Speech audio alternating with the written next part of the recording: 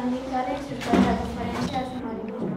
Jo he agafat aquest tema perquè és un tema molt interessant i m'agrada molt. El submarinisme. El submarinisme és literalment anar sota l'aigua. És una activitat que consisteix en anar sota l'aigua per desenvolupar diferents activitats sota l'aigua.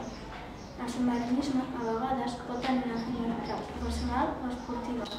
Una diferència entre el submarinisme professional i l'esportiu.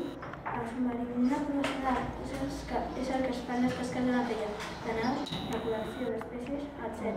I l'esportiu és el que es fa de aeri, és el de fotografies i caça submarina. Ara us explicaré el material necessari per poder practicar el submarinisme.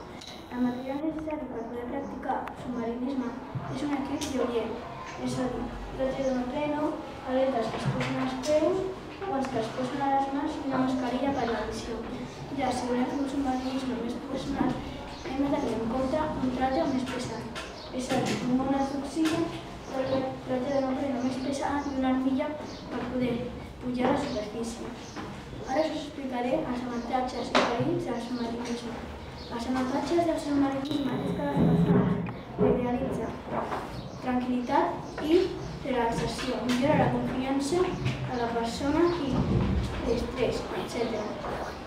Però a vegades els perills poden ser molt abundants, com per exemple problemes pulmonars, problemes respiratoris o neurològics, apnea o hipotèrmia, que és falta de respirar.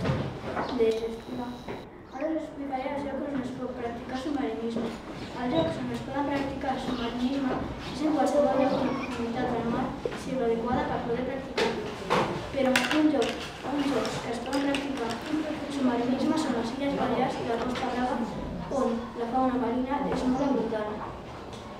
Esportistes destacats. En el submarinisme no hi ha gaires esportistes destacats, però sí hi ha un que és català que es diu Carlos Virgili, que és doble campió de fotografia submarina. En el submarinisme no hi ha competicions, però sí a veure quin és el millor fent una fotografia. Recomanacions per poder practicar submarinisme. Per poder practicar submarinisme hem d'aprendre a respirar, ja que podem patir problemes respiratoris o neurològics. Mai tenim que anar sols, sempre hem d'anar acompanyats d'algú, per això hem d'aprendre el llenguatge dels símbols per comunicar-nos entre ells. Hem de tenir contacte amb tot l'equip de submarinisme, com bones d'oxigen, traje de neopreno, etc. Per aprendre tot això hem d'anar a una escola de cursets per poder realitzar-lo. Preguntes? Adiós.